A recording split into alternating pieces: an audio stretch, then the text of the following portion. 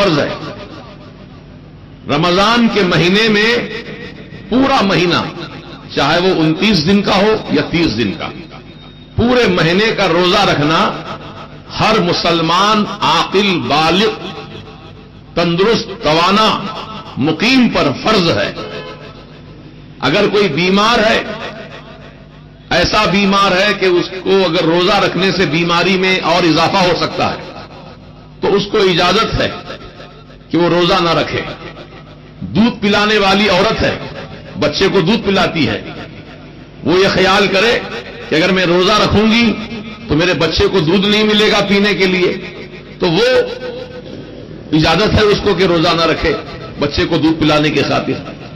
یا ایسا شخص جو بیمار ہے یا مسافر ہے تو اس کو چھوٹ ہے، مطلب جب سفر ختم ہو جائے گا، بیماری ختم ہو جائے گی تو جتنے روزے چھوٹے اس کے، ان روزوں کی قضا بعد میں کرنی پڑے گی۔ معاف نہیں ہوئے روزے، روزہ تو رکھنا ہے لیکن بعد میں جب اچھا ہو جائے تب روزہ رکھ لے، سفر ختم ہو جائے تو روزہ رکھ لے، جب دودھ پلانے کی مدت پوری ہو جائے تو جو روزے چھوٹے اس میں وہ روزوں کی قضا کر لے۔ یہ ہے شریعت کا قانون۔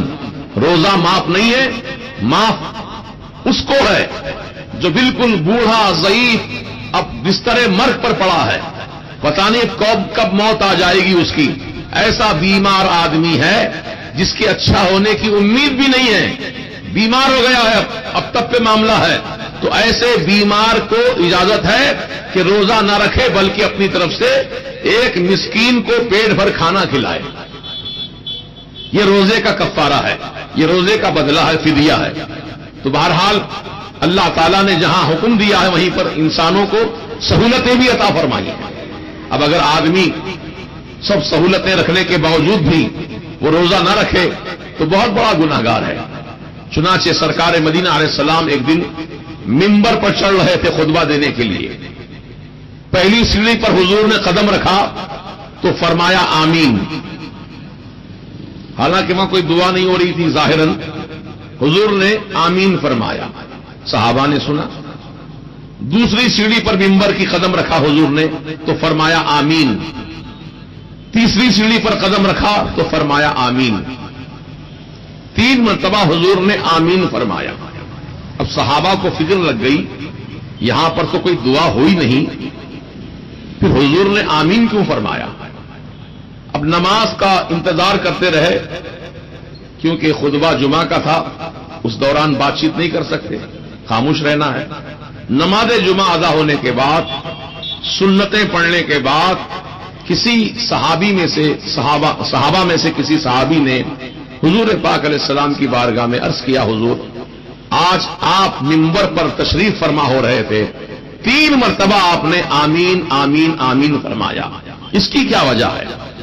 آمین کہنے کی وجہ کیا ہے؟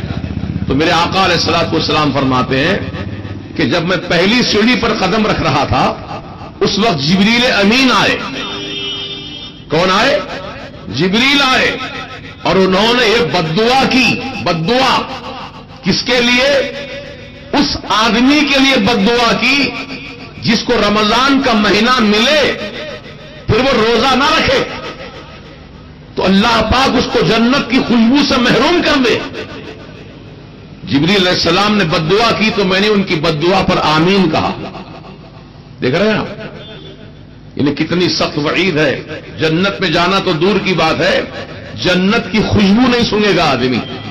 خوشبو آپ کو معلوم ہونا چاہیے، ابھی جنت کا راستہ 500 سال کی دوری پر ہے، 500 سال کی دوری پر جنت ہے، اتنے لمبے راستے پر ہے، تو 500 سال کے راستے سے پہلے سے ہی جنتیوں کو خوشبو آنا شروع ہو جائے گی، جنت کی خوشبو آئے گی، اور ایسی خوشبو جو دنیا میں کسی عطر میں نہیں سونگی ہوگی آپ نے، ایسی خوشبو آئے گی۔